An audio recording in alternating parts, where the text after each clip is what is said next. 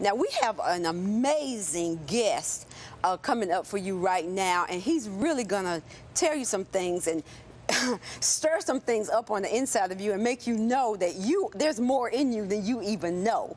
He's an awesome man of God. He's right at the door of receiving his doctorate degree, and he's a powerful man of God, has so many skills. He's doing amazing things, and you're going to hear about all those things. But we have with us Ryan T. Sauers. Did I get that name right? You did. Yay! I got it right.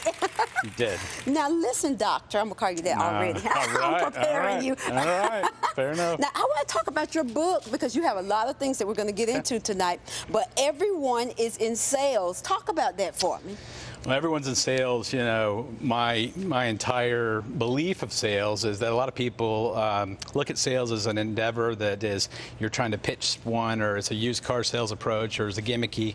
And to me, everything about sales to me is about authenticity, about integrity. For me as a Christian, it's about my faith and belief. But for a lot of people, I reframe the word sales to communication, saying that if you're trying to communicate on a church committee and you can't see eye to eye, you're selling your position. They're like, well, if that's how we define sales, yes, we're communicators. So I define sales being more than a position. It was a way of communicating, and that we're trying to show people our point of view and talk about different personality types. Yeah, I like that. Yeah. So everybody has, you're saying everybody has this ability living and dwelling on the inside of them. They do. Yeah. In the middle part of the book, I use some background I have of DISC and Myers-Briggs. Yeah. And we created a thing of saying, there's think first, speak later people versus speak first, think later people, and people do, and they communicate in different ways. So just because someone's not super gregarious or talkative, that doesn't have anything to do with what ability they have. We all have God-given abilities, and so it took the people that are a little more shy or whatever saying, well, that's not us. And I'm like, well, you too have things you're passionate about. Yeah. And that has really been great, getting to do a lot of things with that around the country, and sharing that, what I think is about authenticity, integrity, and it's been well received. I like that. And I went onto your website and I saw that you were talking about sales and business, and even talking about the fact that you even connect with other organizations to help them to be stronger in that area. Right. But the thing that really got me is you were talking about integrity and honor and authenticity and all these words that you don't normally hear when you're talking about business and sales. Yeah. So talk to me about why those things are important to you. Well, I was fortunate. I worked with my father, and he was a strong Christian businessman, and I think he might be watching tonight. And really, he started his business on a Proverbs 3:5-6.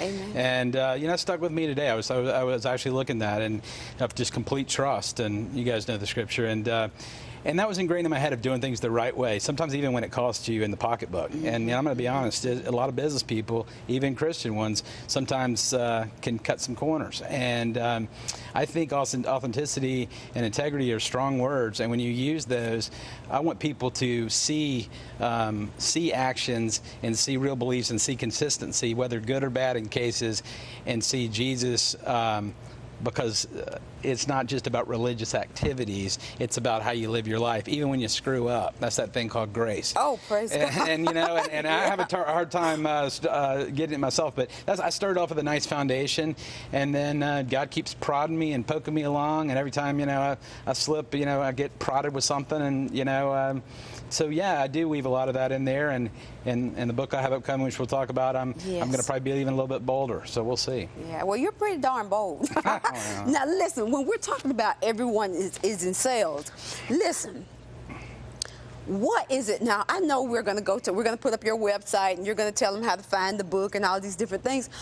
And because this is like a best-selling book. This is not just like some old book you might find laying around. This book is really going around the country and the world, and people are getting it, and they're using it to do great things. And you're also out there doing conferences and doing all these things and going into businesses and helping them get on board with these kind of principles. Right. But I want to hear from you, when people pick up your book, when they go out and pick this book up, or when they go on your site and order, what is it that you really want them to get from this read?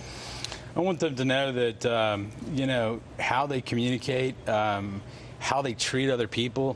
It's not about talking, it's about listening, really getting to understand a person and what drives them, what's their worldview. One of the things in my doctoral program we did early on, it says, what's your worldview? And mine, of course, we were actually, and I will come to this at a Christian university for my doctoral, and everybody says we're a Christian worldview, but to go define that and really back that up of why we believe what we believe.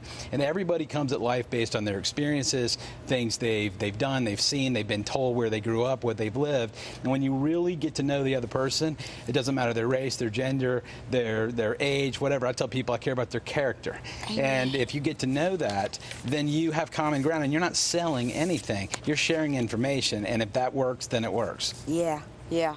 I love that. Thank you. Now, we're going to talk about, look, you're so, this guy is amazing. You all want to know this guy because, you know, a lot of people, you meet them and through their books or through whatever, and you just go, well, there. But you are a person that you want to know this guy. He's so genuine and so nice. But listen, what I want to talk about, you have so many things going on. I want to talk about the magazines that you have. Talk about that. Our Town. Yeah, well, so when I was at the printing company, I was saying, you know, I left about 4 years ago. I'd go out my consulting endeavors, and about 2 years into that, that was up going nicely, and I'd printed, it's the printing company, this magazine. And it was really a God thing for some friends of mine, and a lot of people came together to make it happen. It wasn't just me, and I saw an opportunity to really transform something in our community. I feel that we live in a world that honestly, you can't pick up any media without seeing negative, negative, negative, negative. And we know that about this world, but we still got to live in it. That's right. And we have a community and family magazine, and I really take it strongly of putting out good information. Good people are doing a lot of good things. That's right. And I've had the privilege of meeting so many awesome people in Gwinnett County, and now we're about to start a second one. And it's just growing, and we've been able to upgrade it and continue to increase. Chick-fil-A's have allowed us to give us unprecedented access to have them in their stores. And it's just it's a blessing because I had plans for it. But it's a team effort. I have a great team around me, and so I'll switch gears between the two companies quite frequently. Yeah, awesome, wonderful. And we're talking about your magazine, Our Town, and see what people don't get, and I love it because our last guest, Minister Austin, she talked about community, and now you're talking about the importance of community. You know, a lot of times people say this world is going to nothing, and what people don't understand is it starts first in your home and then in your community, and then you can affect the world. That's right. So this, in my opinion, is just so important because what did Jesus say? He said that we should go into all the world and preach the gospel. That's right. So talk about that. Talk about the importance of that. Well, you know, what we've seen is as I've traveled the last 4 years, I've been in every segment of the United States, I started watching some of these publications, and everybody's saying printing magazines are dead and it's all online.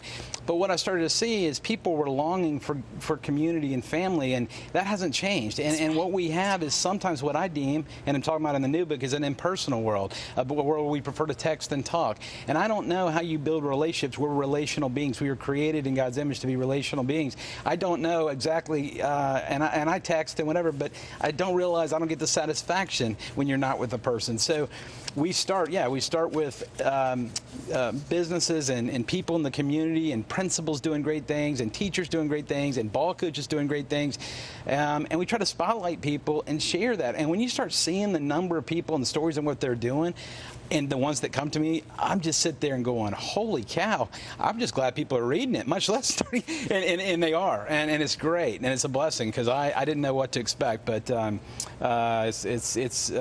it's neat because in a lot of parts of the world we live in, I think the community is kind of shut off. People drive into their garage, shut the door, and that's it. But there are segments where you just see people out and they know people, and it's really nice to see because that's how human beings are made, to be connected. You're right, you're right. And a lot of times people don't realize that things that come from the heart of a person will connect with the heart of other people. Absolutely. And because I'm just sitting here with you, and I just feel this genuineness about you because you really put your heart out there. You're saying saying, this is how the Lord uses me, and this is how I feel, and this is how the Lord is using me to connect with others. And because you're really sincere about what God is doing in your life, other people are connecting with it. And I'm telling you guys, I want you to get involved with this newsletter and this book and the next book that we're going to be talking about, because this guy is sincere. He really is coming to you with his heart and the heart of God. So I really want you to connect with what he's doing around the country and around the world. Now let's talk about your next book that's coming out. Would You Buy From You? Wow, what a title.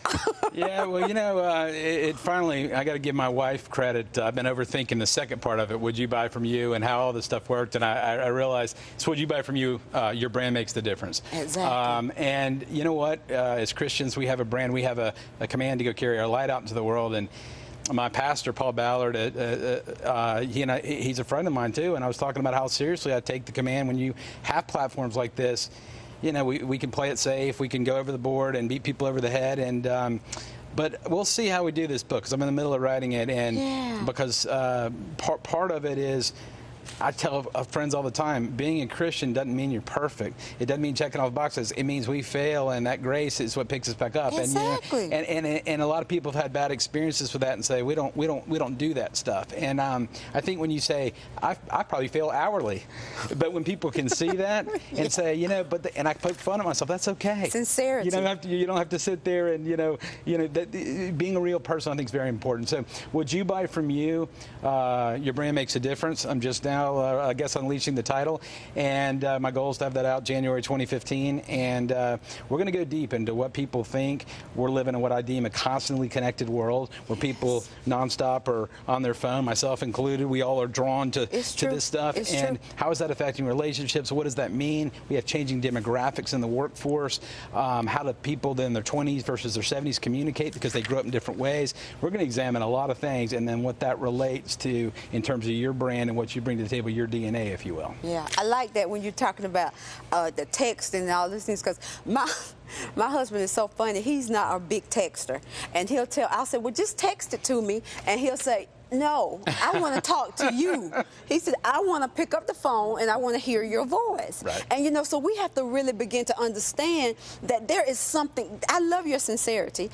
I love it, because it's so true. People want to be touched. Yeah. They want to be touched by other people and other ideas and experiences. So when we begin to understand that through reading your material, then people are going to really begin to make this a better world. First we start, and earlier you were showing me pictures of your family and things like that, and so that's why I'm telling you, I know that what you're saying is sincere, because you're not just talking stuff, you are displaying it. You're showing me here that this is who you really are. So I'm loving it. I think it's awesome. Thank you. Now let's move on. We're going to talk a little bit about counseling. I know you, not counseling, but consulting. I know you consult with lots of businesses. Sure. Tell me, why do you feel like you can make a difference and a change in that area?